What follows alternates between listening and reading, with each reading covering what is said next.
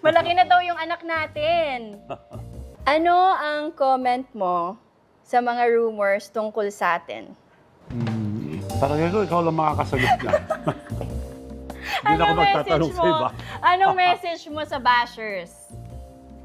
Well, Hi. wala naman. Okay lang.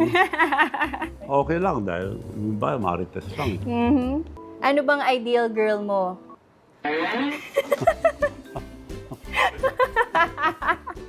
Anong ideal girl mo?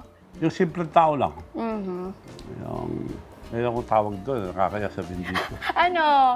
Sabihin ko lang Bulong mo naman sa akin. Bulong mo sa akin.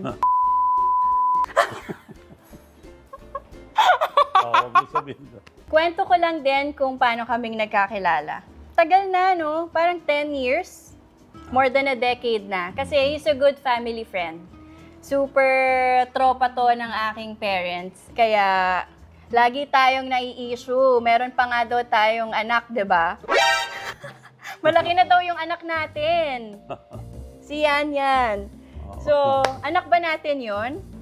Ewan ko sa'yo. Wow! Naku po!